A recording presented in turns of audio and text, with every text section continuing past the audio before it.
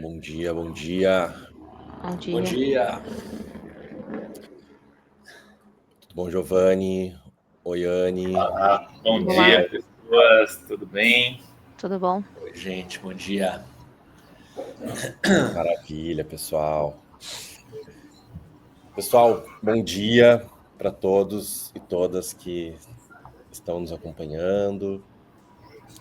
A gente está começando aqui o People Design Talks, terceira edição, dessa vez com um contexto muito especial, onde a gente fez toda uma aproximação e de uma forma muito bacana junto à CAT e especificamente a vertical de energia da CAT, que está hoje aqui muito bem representada pelo Giovanni. E a intenção é que hoje a gente possa falar um pouquinho sobre cultura como engenharia do negócio, muito no sentido de trazer reflexões e pensamentos que envolvem esse olhar, né, de como pessoas, inovação e cultura estão aí redesenhando, né, o setor de energia. E acima de tudo, a gente também hoje faz o lançamento, né, do Insights Book, que é um material que a gente teve a oportunidade de desenvolver em conjunto com o Energy Show, a última edição do Energy Show que teve nesse ano. E esse material, ele compila uma série de ideias, pensamentos, opiniões de diferentes empresas e pessoas que representam as empresas do setor de energia. E claro que hoje a intenção é que a gente possa falar e abrir um pouco mais essas questões que foram muito bem compiladas dentro desse material e que só foi possível porque a gente teve aí uma participação e um engajamento fantástico de diversas pessoas que ajudaram a contribuir todas as opiniões e as ideias que estão ali compiladas. Eu queria brevemente também apresentar, né, hoje quem vai estar junto conosco, além de mim e do Daniel, né, que estamos aí conduzindo as últimas edições do People Design Talks. Hoje a gente tem a participação do Giovanni, que é o diretor da vertical de energia da ACAT, e da Anne, né, da Annelise, que hoje também vem representando a GE e vai estar conosco debatendo, trazendo uma visão enquanto líder técnica, né, de uma área que, sem dúvida nenhuma, tem muito o que nos trazer de inspiração no que diz respeito à cultura e inovação. Pois é, Aroma, deixa eu falar um pouquinho mais aqui do Giovanni e da Annelise, porque, para quem não sabe, o Giovanni é engenheiro pela UFSC, né? UFSC, palestrante, especialista em gestão, professor de MBA de energias renováveis na UFRJ, conselheiro de inovação, então está aí há mais de 20 anos de experiência na área, como hoje executivo C-Level, mercado de gás e energia, atuando hoje como CEO da Gás Orgânico, né? E além disso tudo, o Giovanni é responsável da vertical de energia da ACAT. Então, uma grande honra ter a presença do Giovanni nesse bate-papo aqui. E a Annelise Anderson Bittencourt, né? Engenheira elétrica pela Universidade Federal, também a UFSC, mestre em engenharia elétrica, né, Annelise, com ênfase em sistemas de energia. e já passou por várias empresas, inclusive aqui nos bastidores estavam nos contando um pouco dos impactos das diferentes culturas, né? Empresas francesas, empresas americanas, então norte-americanas, né? Com primeiro a Rison, depois Alstom e agora GE Vernova. Então, onde ela está como engenheira de desenvolvimento de novos negócios e inovação. Então, gente, olha o peso dessa conversa, estamos aqui super honrados e vamos nessa, Ron, vai puxando aí os assuntos, que o nosso tempo vai ficar curto para tanta história. Vamos nessa sim.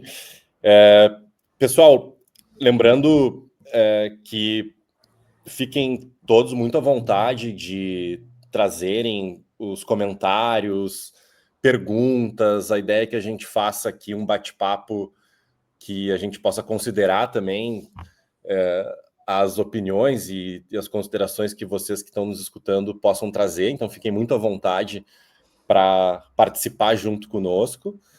E já antecipando esse material que eu comentei, né, do Insights Book, a gente vai estar colocando o link para que todo mundo que tiver interesse em ter acesso a esse material possa acessar através desse link e baixar o material, que ele vai ter aí um super compilado de muitas das coisas que a gente vai estar falando hoje aqui. Maravilha. Bom, pessoal, acho que a gente pode começar falando um pouquinho sobre cultura determina inovação, né? Acho que esse é um ponto que a gente explorou bastante dentro do contexto do Insights Book. E quando a gente pensa nessa pergunta, a gente pode entender aí algumas questões que estão envolvidas, né? Então, como é que a gente pode sustentar a inovação dentro de um contexto de ambiente que não é permitido errar tanto, né? Como é que a gente sustenta mudanças culturais? Como é que a gente preserva bem-estar emocional sem comprometer performance? Essas questões, de alguma maneira, elas estão linkadas, né, com essa dúvida, né, do quanto que cultura determina inovação. E claro que aqui, quando a gente pensa em cultura, eu até anotei aqui, destaquei uma das frases que o diretor de pessoas da Neoenergia nos trouxe dentro do material, que ele comenta assim com a gente, ó: cultura não é o que está no papel, é o que acontece quando as coisas apertam. O André, diretor de pessoas da Neoenergia, falou isso. E quando a gente pensa nessa ideia, nessa noção de cultura, né, mesmo quando a empresa, de uma forma bastante consciente, ela compreende qual é a sua cultura e ela consegue, inclusive, formalizar isso em diferentes artefatos, e aqui, para ilustrar, a gente pode estar entendendo um guia de cultura, né, que seria um artefato que dá conta de formalizar e de materializar a representação da cultura daquela determinada empresa, e ali vai constar uma série de informações, os valores, o propósito, o que se espera da liderança, dentre vários outros aspectos que é possível de formalizar em relação ao entendimento da cultura, mas não necessariamente, né, não significa que em contextos onde a empresa consegue dar conta da formalização da cultura, que a empresa consiga traduzir a sua cultura em comportamentos desejados que vão mobilizar a inovação, né? E aqui mora uma grande discussão, né? Quando a gente pensa nessa questão do quanto que cultura determina a inovação, porque, claro, quando a gente pensa em inovação, né? Aqui dá para a gente contextualizar, acima de tudo, uma atitude inovadora nas pessoas que vão buscar, né, sempre o melhor para o seu desempenho no trabalho. consequentemente, vão conseguir fazer coisas, vão conseguir executar coisas que, de alguma maneira, vão ser percebidas e consideradas enquanto inovação. De qualquer forma, cultura forte não representa cultura de inovação. E aqui eu queria já passar a palavra para ouvir um pouquinho o Giovanni. Giovanni, como é que você pensa, como é que você percebe as empresas do setor de energia buscando inovação e quanto que a conversa de cultura ela acompanha esse movimento? Como é que você pensa isso? Legal, Aron. Pô, prazerzão estar aqui conversando com vocês, né? A gente ter essa oportunidade, esse espaço para falar um pouco, né, fora da caixa, como a gente comenta aqui nos bastidores, e entender que a cultura como um todo ela vai ter vários níveis, né? Então, o nosso aprendizado, eu vou me permitir aqui falar um pouco mais do ecossistema que a gente está incluso, que é o ecossistema de inovação da ACAT, que é o ecossistema catarinense de inovação. O quanto essa cultura de inovação influenciou gerações aí ao longo do tempo. E se você analisar em módulos, vamos dizer assim, a gente consegue perceber que ao longo do tempo a gente tem um aspecto de cultura social que extrapola a própria empresa. Então, hoje a gente olha para a Associação Catarinense de Tecnologia com mais de 1.800 empresas associadas e cada uma com seu perfil, com sua estrutura, né? A própria GE é uma empresa que está linkada ao ecossistema catarinense de inovação, e eu vou deixar a Anne falar um pouquinho sobre isso depois e esse aspecto cultural. Então, essa influência da cultura, ela acaba, só um minutinho,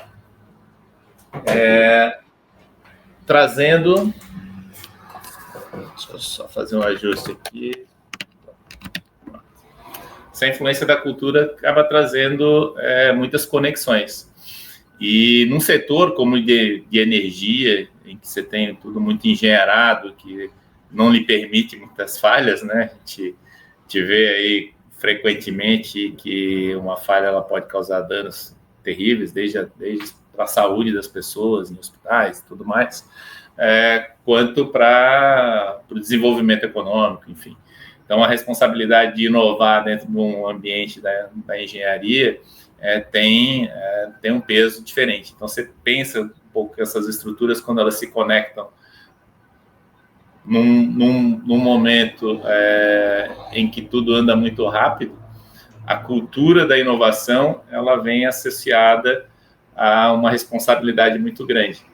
Então, respondendo a tua pergunta, esse conflito de, ok, eu preciso inovar porque o mundo está em evolução, mas eu também não posso falhar, ou eu não posso ser negligente, eu não posso ter erros de uma forma corriqueira. Então, isso permite um desenvolvimento de uma cultura inovadora, mas responsável. Então, assim, isso é muito forte nas organizações que se conectam dentro do ambiente da ACAT. E na minha própria startup também, quando a gente olha para dentro da Gás Orgânica, a gente enxerga que a gente tem que ser criativo, tem que ser, né, buscar o novo, tem que levar soluções inovadoras na área de recuperação energética de resíduos, mas também tem que ser consciente que não dá para testar, né, sem ser um ambiente controlado. A gente tem que fazer os movimentos unindo essas percepções. E internalizando, quando a gente olha, né, na própria vertical de energia, a gente tem diferentes empresas que têm perfis de cultura organizacional diferentes. Tem gente que... E aí eu já vou deixar aqui uma brecha para a gente falar de como a mobilidade, o uso das tecnologias, como a gente está tendo aqui para fazer um evento online, tem mudado o modo de relação e de cultura das empresas. Então, isso também tem exigido uma adaptação cultural, mas a gente pode falar depois, né, no próximo round aqui, eu vou deixar um pouco mais de espaço, mas a principal mensagem em relação à sua pergunta é: a gente está vivendo um momento de adaptação. É muito importante que as empresas dentro do setor de energia, de engenharia, elas busquem cada vez mais serem inovadoras e criativas, mas sempre respeitando alguns limites em termos de segurança e eficiência, em termos de sistemas de energia como um todo. Excelente. Eu vou pegar esse gancho que você comentou, Giovanni, e aí já emendar uma questão aqui para a Anne trazer o ponto de vista dela. Bom, Anne, você atua numa gigante, uma carreira de muitos anos dentro desse contexto de uma grande companhia. Como é que você percebe, né, esse diálogo entre cultura da companhia e a cultura de inovação? Como que você entende que isso caminha, de certa forma, espelhado, ou muitas vezes isso traz aí desafios que a gente precisa saber lidar e contornar da melhor forma? Olá, bom dia a todos aí. Primeiramente, agradecer, né, pelo convite, estar aqui e falar de inovação, né, e dentro aí da minha carreira que foi até iniciada, né, por conta de inovação aí, de projetos de P&D no mestrado, né, e trabalhando com a empresa, com a Reason, né. Então, assim, a gente começou com inovação. Mas vou fazer um link aqui tanto com empresas, né, os fornecedores como a GE, né, e outras empresas, com as utilities também, né, como o Giovanni falou. Uma coisa que eu percebo bem é a importância, né, da inovação que está sendo dada hoje nas empresas e a cultura de inovação, é que hoje a gente tem departamentos de inovação nessas utilities, né. Então tem pessoas responsáveis por inovação, tem uma equipe, um time, e que na minha época lá de início de carreira não tinha, né, era alguém técnico lá que tinha uma ideia, via um problema em campo e queria, né, subia, né, para: "Olha, isso vamos fazer lá um projeto de P&D com esse problema, né, com essa dor que a gente está sentindo aqui tecnicamente". Então sempre começava assim, né. E agora não, agora, né, as empresas, as utilities já têm, né, essa cultura de inovação mais, vamos dizer assim, não é desvinculada, mas tem pessoas responsáveis para conversar dentro da empresa, né, fazer essa integração e trazer, né, a inovação como um setor, né, da empresa mesmo, como a gente está falando, a cultura dela é inovar. Mas é inovar, mas manter o core, né, que a gente chama, o que está funcionando, funcionando, né, como a gente fala, energia, né, o setor de energia é crítico, né, é um setor de missão crítica, então a gente não pode deixar quem lá está trabalhando no core, no dia a dia, né, em deixar a energia chegando na casa de cada um, com aquele foco, né. E é nada melhor do que aquelas pessoas que sabem do problema que acontece no dia a dia, levantar isso para pessoas que estão ali, né, linkadas com instituições, linkadas em associações como a CAT, como outras associações, que conseguem fazer esse link, né, de pessoas que estão vivendo a cultura de inovação mais fortemente, né, linkar com essas empresas, com essas utilities.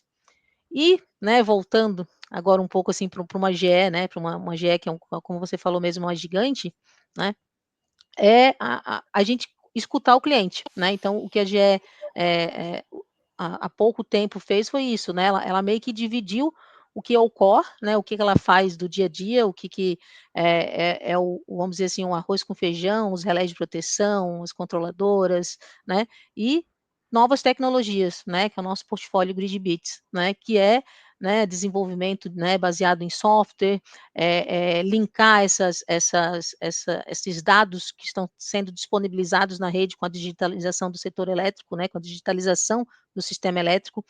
Então tudo isso a GE e falando não só de GE, né, todas as empresas que fornecem, né, produtos e principalmente soluções, né? Acho que a gente, quando fala aqui de uma GE ou de um fornecedor de grande porte, a gente fornece soluções, né? Não são só produtos. Então a gente começou, né?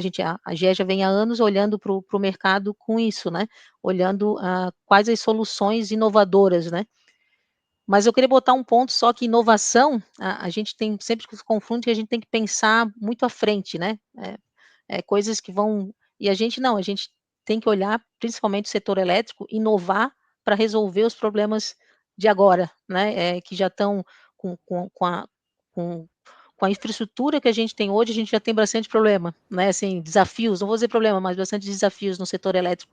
E a inovação, a gente vê isso até pelos projetos, né, que estão sendo abertos aí, projetos de P&D, né, dentro dessas utilities, né, essas aberturas desses projetos, que eles estão realmente linkados para isso, né, para utilizar esses dados, né, que essa inovação, né, essa digitalização do setor elétrico está disponibilizando para a gente, para trabalhar aí em análises preditivas, né, com uso de inteligência artificial, né, para melhorar a estabilidade, a disponibilidade do nosso sistema elétrico.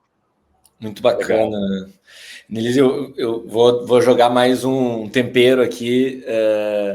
Estava pensando enquanto vocês falavam, né, de talvez um comportamento muito comum nas grandes empresas de alguns anos atrás, e eu não sei como é que isso está, como é que vocês percebem hoje, era um comportamento de muita confidencialidade, né, de muito risco em relação a informações sensíveis.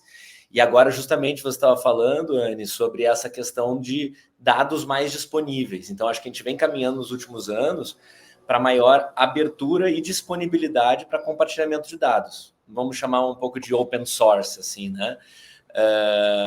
Então, acho que me parece que há uma certa tensão entre as próprias áreas dentro das empresas, o comportamento dos gestores de tornarem mais visíveis os seus processos, os dados dos quais eles operam, para que até as áreas dentro da empresa consigam compartilhar dados, entender o que eles podem circular de inteligência, de conhecimento, e favorecendo essas melhorias mais rápidas, né? Que não são inovações para daqui a 5, 10 anos, da inovação para amanhã, para coisas que estão batendo na porta agora, né?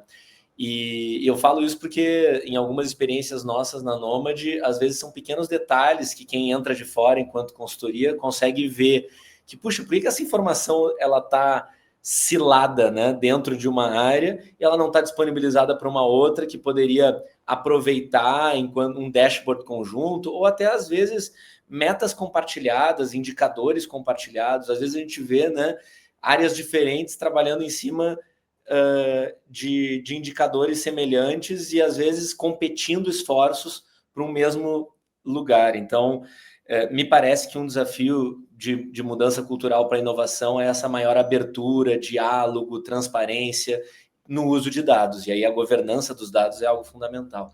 Mas só trazendo que achei muito legal que vocês tocaram nesses pontos que são tão atuais aí Daniel, eu ia botar um exemplo desse teu, assim, que acho que a inovação não é só tecnológica em termos de equipamento, de solução técnica, né? É até a inovação em compartilhar informação, né?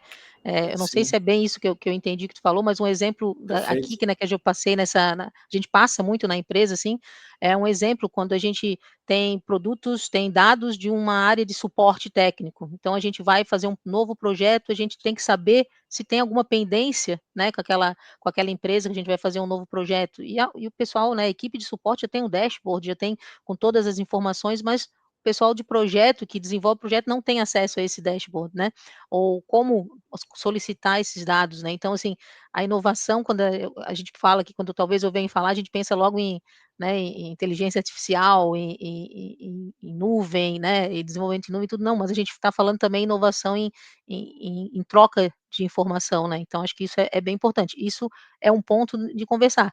Mas outro, quando tu falou em compartilhar aí informações, tem a questão de propriedade intelectual, né? Que eu não sei se é um outro ponto também, que isso a gente sofre bastante, né? Uma empresa grande como a GE e alguma burocracia, né, grande, para a gente às vezes fazer projetos de desenvolvimento com startups, com universidades, com outras instituições, fica mais complicado, né? A gente fornecer, né, códigos, fornecer soluções, detalhes das soluções é mais complicado. Então, a gente está buscando aí essa troca aí junto, né? Como eu comentei nos bastidores aí com o Giovanni, da gente ver, né, maneiras de trabalhar mais junto para desenvolver, né, regionalmente, né? Perfeito. Complementa bem essa questão da cultura. Se me permite eu fazer um adendo. A informação e a forma como a gente lida com ela, dados, enfim, acredito que seja a grande mudança do momento. Quando a gente entra no acesso livre a uma enormidade de informações para tratá-las, né, em data lake, em a própria IA, né, como ferramenta para aproveitar os dados, para poder gerar informação confiável, tem, ao longo do tempo, evoluído muito, e mais recentemente, incrivelmente, se discute essa questão dos dados. E é algo que influencia a cultura, algo que influencia o jeito como as pessoas lidam, e eu tenho refletido muito nisso ultimamente, até mesmo nas minhas aulas, que hoje em dia você consegue acessar, né, as fórmulas mais incríveis, de forma super completa, usando uma ferramenta de IA, por exemplo, o ChatGPT.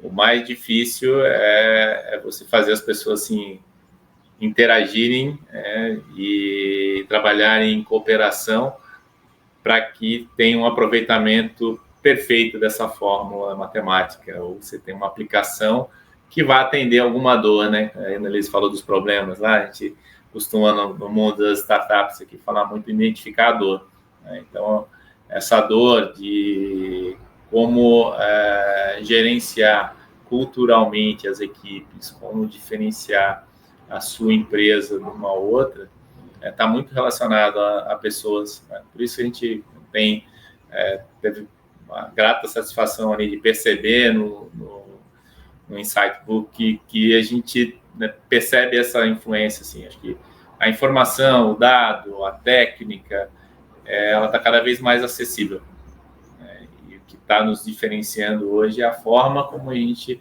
utiliza isso, e principalmente nas interações com as pessoas. Então, acho que cabe um gancho muito importante, e quando a gente expande isso para uma associação, é muito legal ver isso na prática. Às vezes, uma empresa, né, uma startup tem uma solução muito bacana de tratamento de dados, a outra tem uma solução perfeita de conexão com clientes, com CRM, e quando você junta as duas, você tem a solução perfeita para o mercado de varejo, por exemplo, né? Então, assim, são coisas que a gente percebe no nosso dia a dia, né, nas empresas que são as spin-offs, e cada vez mais, isso já vem de uma cultura muito forte, das grandes organizações em busca de agilidade, flexibilidade, de, né, trazer a inovação para aquela dor real, elas se conectarem dentro desses ambientes e buscarem as startups para poder fazer desenvolvimento específico. E é isso um pouco que a gente tem conversado aqui com a Anne, a gente está fazendo um trabalho assim, e outras empresas também do setor de energia têm se engajado aqui em conectar no ecossistema, buscando essa agilidade, buscando essas pessoas e esse comportamento, que eu acho que é muito importante para a gente coexistir aqui e reverberar essa cultura da inovação. Muito. Essa conversa me lembrou um caso. Foi, se não me falha a memória, um dos primeiros projetos ligados à inovação que a gente teve a oportunidade de desenvolver dentro do setor, né, de energia. Na época, era a AES Sul, depois a Eletropaulo, e o projeto, eu lembro claramente como que ele começou, com o desafio que se tinha na época de construir uma solução, um projeto que desse conta do como que se ampliaria um valor de relacionamento social da companhia nos nas centenas, dezenas de municípios que atendia, né, no estado, em função de uma atividade operacional que era a poda recorrente de árvores para fazer toda a operação de manutenção da rede elétrica, né? E aquilo, na época, começou a existir algum tipo de uma preocupação, o quanto que, por desconhecimento técnico, né, da sociedade em geral, o quanto que aquilo ali começava a ser questionado. Puxa, mas vocês vêm aqui e começam a cortar as árvores, começam a fazer um tipo de poda que a gente não quer que as árvores sejam mexidas, né? E aí, a gente ouvindo esse desafio, eu lembro que a gente construiu toda uma solução, se chamou Ser Árvore, na época, o projeto. Foi um projeto que aí a gente linkou junto à Secretaria do Meio Ambiente, Secretaria de Educação. A gente desenvolveu uma nova pedagogia para levar essa sensação de ser uma árvore para dentro das escolas, para trabalhar isso junto com as crianças. E fez toda uma conexão de um relacionamento comunitário da companhia com as escolas, né? O projeto teve um impacto enorme. Depois de um tempo, isso virou uma parte de política pública de formação dentro das escolas. Mas o que eu ia conectar com essa questão dos dados é que, em função do resíduo, né, da poda que se gerava, eu lembro que na época a gente chegou a elaborar um projeto de P&D para desenvolver a possibilidade do bioetanol de terceira geração, né, vindo da celulose. E aí a gente conectou, né, uma startup na época, a Green Bioethanol, hoje em dia deixou essa empresa de operar, mas que tinha tecnologia. Aí teve todo um debate técnico de como é que aquilo poderia ser viável e tal, mas a possibilidade de usar de um problema e, a partir daquele problema, evoluir para algo completamente inovador e inesperado, né? E, claro, continua sendo dor do setor, tá? Não, por coincidência, esse ano nos procuraram também para dar uma destinação a esse material de poda, para produzir biogás, biometano, entrar na área de combustíveis. Mais ou menos esse mesmo formato, mas a dor continua lá, né? Você ainda tem realmente uma quantidade de biomassa razoável, principalmente nas cidades maiores, com poda. Eu imagino, não.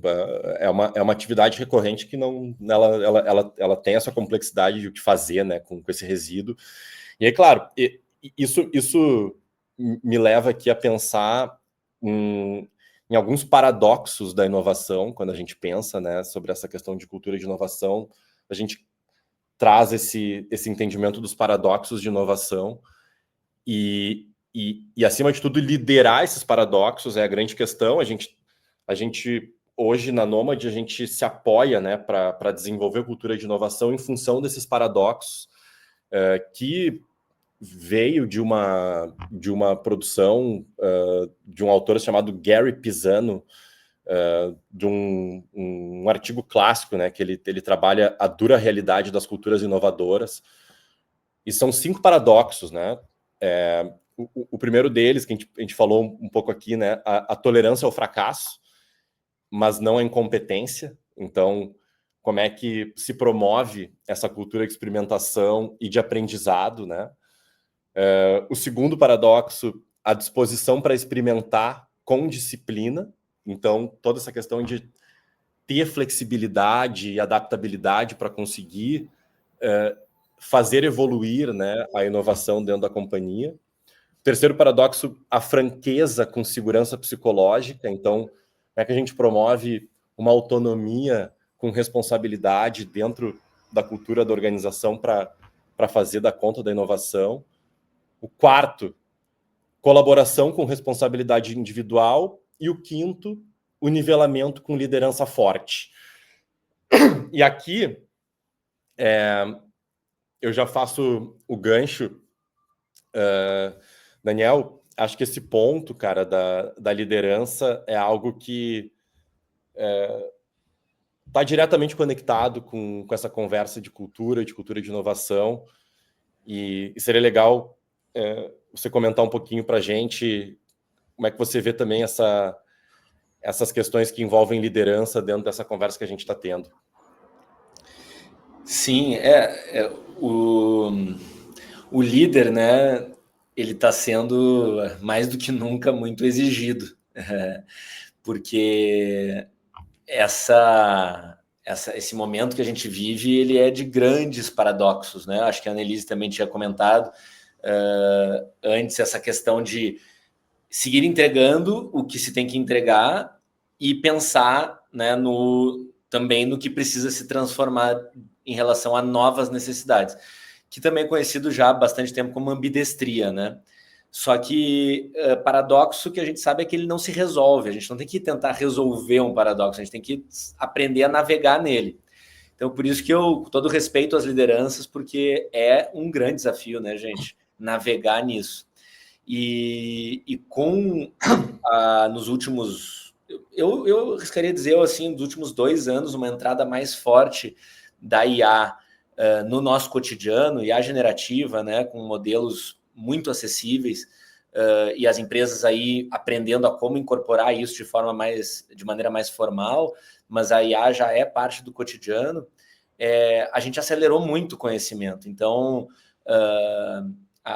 como o Giovanni falou, acesso à informação, acesso a dados que estão disponíveis, não é uma coisa assim muito mais difícil como talvez alguns anos atrás. Então, os dados estão aí. Agora, como que eu articulo eles num pensamento crítico? Como que eu disponibilizo e me conecto com um olhar de contexto de oportunidade, de regulação, com vários stakeholders aí, como você falou, Aron, no exemplo da ES, a conexão com Secretaria de Educação, com Secretaria de Meio Ambiente, com quem faz a poda, com a empresa. Então, são muitos stakeholders. Então, essas novas habilidades que vão permeando tanto a parte técnica quanto comportamental, atitudinal, mudam também a forma como as empresas precisam olhar para desenvolvimento de pessoas, né? E o próprio líder olhar para o desenvolvimento da sua equipe. Quais são as habilidades realmente necessárias? A própria IA, né? Não é todo mundo precisa saber as mesmas coisas sobre IA dentro do ambiente de trabalho. O letramento em IA e o entendimento de quais capacidades cada área precisa ter são diferentes. Uma área de RH é diferente de um jurídico, que é diferente de uma área técnica de tecnologia da informação, propriamente dita. Então, tem um conceito que a gente trabalha bastante na Nomad, que é o right skilling, né? Da gestão dentro da empresa, inclusive a liderança, mas também quem é responsável pela aprendizagem, pelo desenvolvimento, conseguir entender quais competências são necessárias de uma forma mais fina, né? Mais granular e mais específica e objetiva. Eu lembro, na verdade, está muito presente para nós o exemplo do programa Amplify. É um programa de desenvolvimento de líderes num parceiro nosso na End, em que ele é um programa hipercontextualizado. Ou seja, todos os conteúdos que são tratados em diferentes abordagens, né, de competências, eles são focados em dilemas, ou seja, em situações problemáticas da realidade dessa liderança. Para construir isso, obviamente, a gente teve que entrevistar, entender e conceituar essas situações hipercontextualizadas. Então, eu entendo que quando a gente fala dos desafios da liderança hoje, é conseguir focar, porque é tanto conteúdo, né, gente? É tanta informação, e ainda mais com o Instagram, assim, todo mundo virou expert em IA, né? Eu pelo menos, no meu feed, eu dou 3 roladas, vem 3 cursos diferentes de IA, e isso nos deixa muito aflitos também. A ansiedade vai lá em cima. Eu tenho que ficar aprendendo sempre coisas novas, mas assim, baixar um pouco a ansiedade e o líder ser um curador, né? O líder ser o curador de direcionar. O que a gente precisa saber aqui agora?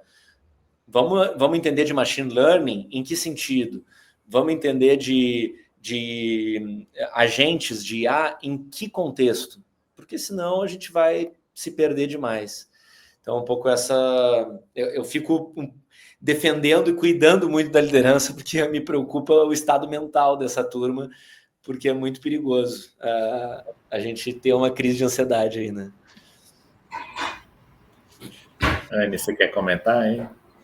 Não, acho que bem nessa parte de liderança aí, falar um pouco da experiência, então, o que a gente tem aqui na GE, que eu acho que é bem importante o que o Daniel falou.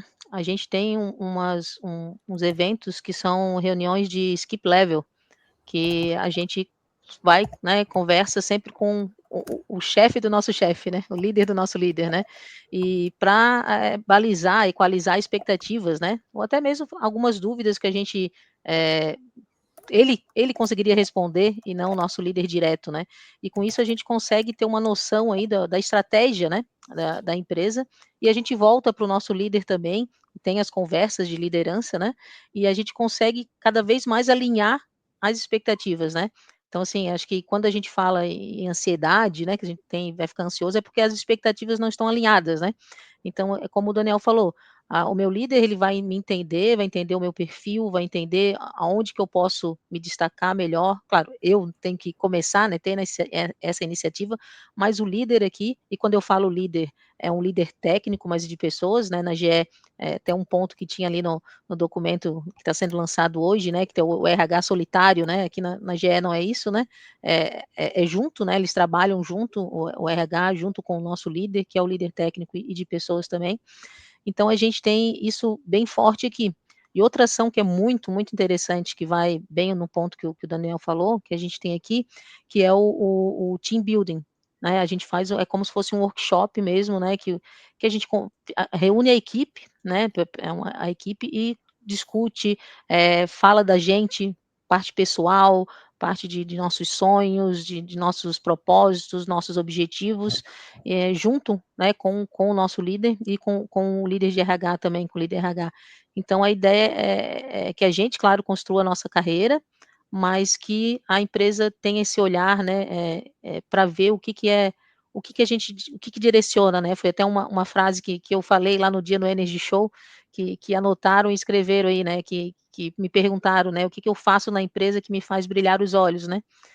Acho que e a resposta, né, de quem estava me entrevistando foi mais interessante ainda, né, que assim, quando é escutada, né, essa frase que eu digo, né, se ela é escutada com valor, com que realmente ela escutou e vai levar para gerar ações dentro da empresa, isso faz resultado, né. Então acho que o importante da empresa, né, para saber essa questão de inovação, é que os líderes tenham esse papel, né, de observar, né, de ser mais observadores, né, e trabalhar junto com a sua equipe, né, para conseguir colocar cada um onde se sente mais confortável, que aí, não vai ter esses burnouts, não vai ter essas crises de ansiedade, né. Claro, vai ter um trabalho, né, árduo, mas com as expectativas alinhadas, né. Sim, muito legal, Anny, você falar disso, porque já me lembra de um outro tópico que a gente quer tratar aqui, que é essa questão da gestão emocional no centro da estratégia de crescimento do negócio, né? Acho que é um ponto bom. A gente já vem falando há um tempo da NR1, né, como uma nova legislação que mostra essa necessidade já formalizada em lei. Para quem não conhece, NR1 eu me refiro a mapeamento e intervenção como algo de compromisso das empresas em relação à saúde mental. Mas aí eu acho que a gente expande um pouco, não só a questão de saúde emocional, mas esses espaços de troca, né? Porque a empresa não é um ambiente onde a gente vai fazer terapia. Eu acho que, apesar de eu ser psicólogo de formação, gente, não é essa a intenção. Então, como é que ela pode garantir essa qualidade? Eu entendo, Anne, que você trouxe um exemplo muito bom, que é isso, espaços para alinhamento de expectativa. Eu achei muito bom o skip level que você trouxe, porque isso, há um tempo atrás, falando de cultura, era totalmente inaceitável. Isso, inclusive, tem um nome que chama bypass, né? Era você passar ao seu líder. Então, pô, que legal que algo que era considerado uma atitude imprópria, agora é visto como saudável. Porque, claro, a gente precisa horizontalizar, deixar a informação circular, eu poder falar o que eu sinto, o que eu penso, o que eu preciso, e aí os ambientes de team building ajudam para isso. E eu ia citar até rapidamente aqui a Mais Nítido, né, Aaron, que depois a gente pode divulgar melhor, mas é uma ferramenta que a Nomad vem desenvolvendo e agora aplicando já em alguns clientes, que é de facilitar intercâmbio de conhecimento e experiência dentro das empresas.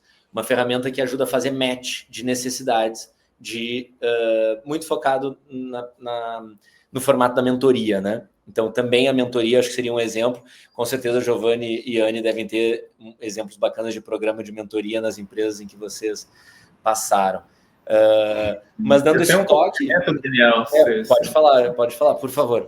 Só para a gente não perder o gancho da inteligência emocional e os riscos, né, de a gente desviar aqui em focar demais no trabalho, né, não ter a vida, não desconectar um pouco e poder sair um pouco da caixa, pensar fora, praticar exercícios. No meu caso, eu pego onda, eu surfo desde os 13 anos, mantive isso a minha vida toda, e eu entendo o quão importante isso é para a vida profissional, né? Assim como eu pratiquei corrida, então eu sempre carrego muito essa questão do esporte, estimulo muitas pessoas que trabalham comigo a terem essa prática na sua vida cotidiana. Isso também ajuda nessa cultura da empresa. Então, quando você carrega isso, né, a gente vê algumas empresas que estão associadas à CAT que promovem sistemas de corridas da própria empresa, em que os funcionários montam equipes e participam de corridas, ou time de futebol. Você tem várias aplicações, cada um meio que puxa a sua parte, mas isso é muito relevante em termos de cultura. Tá? Isso eu tenho percebido. Na minha atividade, na minha empresa, a gente puxa muito isso, estimula mesmo, acho que é importante que tenha um preparo, mesmo que seja atleta de final de semana, mas que você tenha esse espaço na sua agenda para poder, né, cuidar de si, e vai ajudar no processo de socialização e também em evitar, né, essas doenças, enfim, relacionadas a estresse de trabalho, porque realmente, cara, a gente é bombardeado por muita informação, se deixar, você fica trabalhando ad eterno, em especial quando olha para quem empreende, né, pelo lado do quem funda uma empresa, quem entra de cabeça aí na organização, é muito importante ter esse cuidado. Né? Eu mesmo já passei em algumas fases da minha vida aqui, momentos bem delicados em relação a, não, peraí, cara, tem que parar. A última foi, sei lá, não faz muito tempo, eu tive que ficar 2 dias sem tocar no celular. Nossa. Uma sexta. Cara, imagine o desafio que nem eu sabia que eu estava tão dependente em ficar plugado com a tela e movimentando e trabalhando e fazendo aquele movimentação diária. Então, assim, associado a toda essa modernidade, a velocidade, dados, enfim, é muito importante a gente ter uma prática também de autocuidado. Então, essa acho que é uma mensagem positiva aí que eu trago também para quem estiver nos assistindo, que assista depois, porque isso é muito importante para o ser humano, para o desempenho das nossas atividades diárias. E, Giovanni, legal você falar de esporte, porque eu lembrei, tem um cliente nosso, não sei se vocês conhecem a Prio.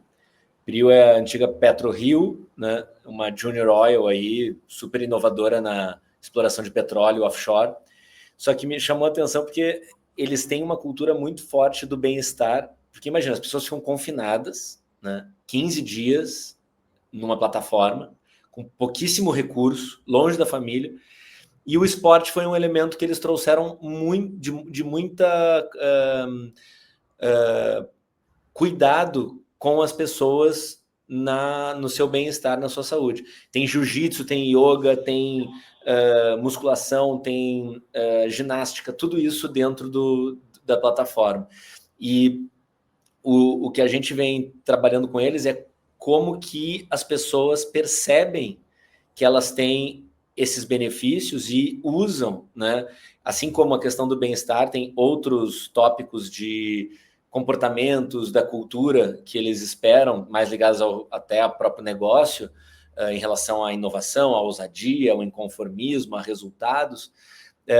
E aí, o que a gente vem fazendo é criando artefatos, ou seja, materiais simbólicos, para gerar momentos de conversa que fazem as pessoas pensarem sobre como que elas podem aproveitar esses recursos.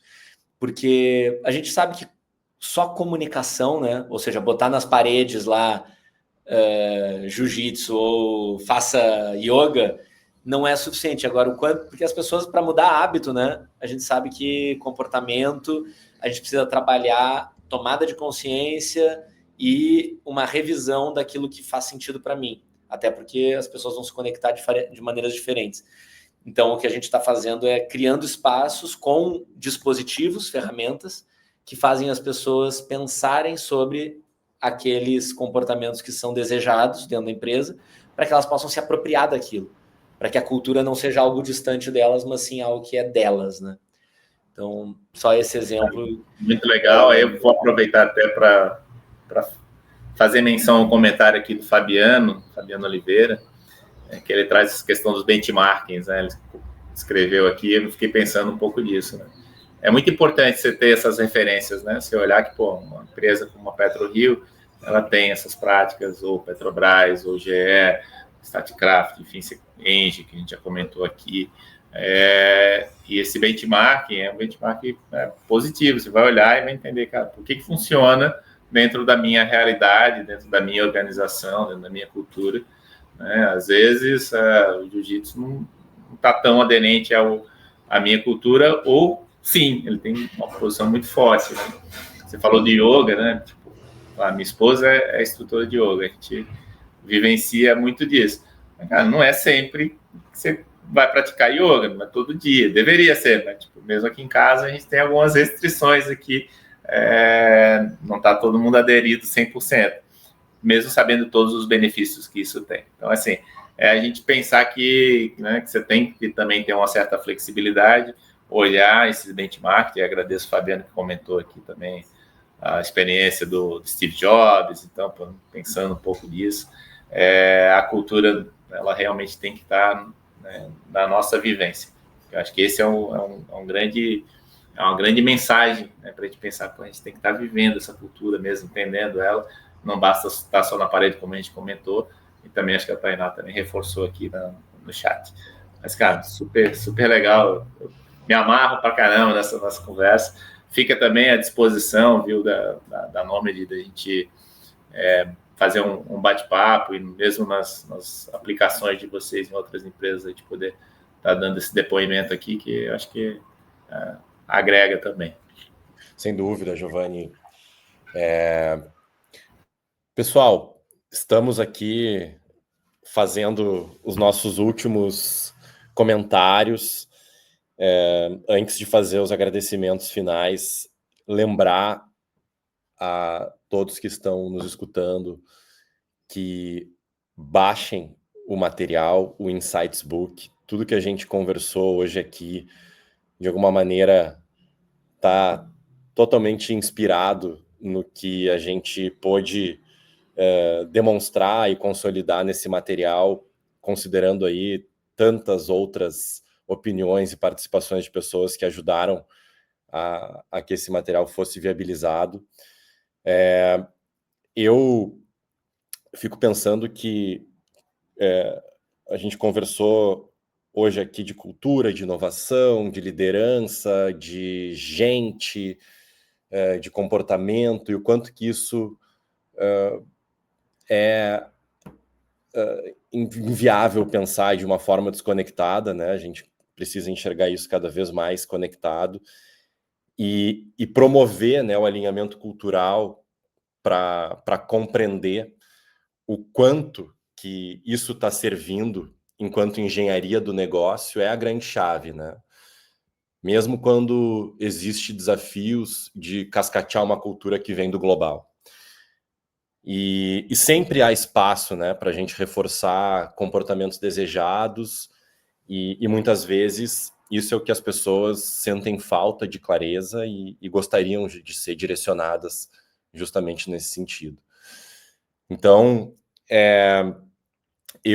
com isso eu queria agradecer agora a participação do Giovanni, agradecer a Cate mais uma vez, através da Vertical de Energia, a gentileza de nos ter aberto esse espaço, de a gente construir esse material em conjunto, para nós foi algo espetacular, e você eternamente grato por essa abertura que foi concedida. Então, Giovanni, obrigado por estar participando também desse webinar conosco.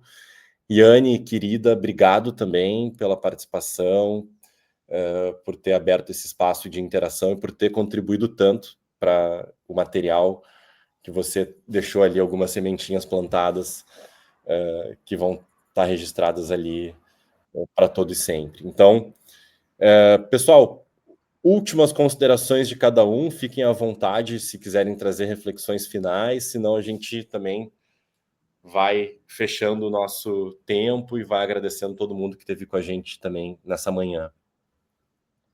Acho que só agradecer aí a oportunidade, né, um bate-papo muito legal e sobre um tema que realmente, né, importa, né, tanto para pessoas quanto para organizações. Então, agradeço aqui esse espaço. Obrigada. Bom, agradeço também.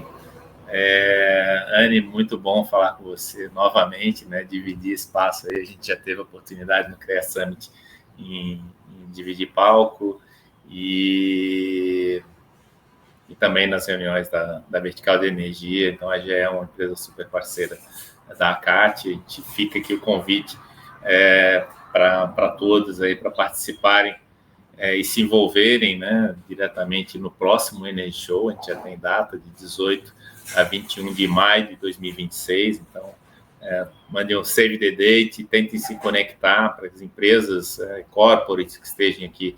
A gente está com um processo aberto de seleção de patrocinadores. Então, entrem em contato, a gente conecta aqui, deixa nossos canais de comunicação. Então, pedir depois aí para nome de disponibilizar, tanto o LinkedIn quanto a própria plataforma aqui do Instagram, enfim, tanto da Gás Orgânico, da minha empresa, quanto da própria ACAT como um todo, porque eu sou a CAT, acho que nós somos a CAT, então a Associação Catarinense está de portas abertas realmente para a inovação, para cuidar das pessoas e para ganhar o mundo. Então, a gente tem algumas metas aí de expansão, de conexão com outros ecossistemas, de apoio a outros ecossistemas. Isso tudo tem a ver com cultura. Então, foi muito bom estar aqui com vocês e aguardamos aí os próximos encontros. Obrigado também, gente. Valeu demais. E se eu puder reforçar, uma das coisas que para mim ficou muito, muito forte aqui é essa abertura para o compartilhamento, pensando que essa era de dados, a gente tem que aprender a estar mais juntos em ecossistema, né? Então, a CAT está aí para isso, uma associação muito bacana, muito aberta, cheia de eventos, e para poder realmente ocupar esses espaços, fazer circular o conhecimento, abrir dados que sejam relevantes, porque é assim que a gente vai conseguir construir soluções que são realmente benéficas para todos nós, né? Então, vamos nessa. Seguimos aí. Muito obrigado por essa manhã. Valeu, gente. Maravilha. Valeu, pessoal. Bom Valeu, dia. pessoal. Bom dia Obrigada. para todo Tchau, tchau. mundo. Obrigado. Tchau, tchau.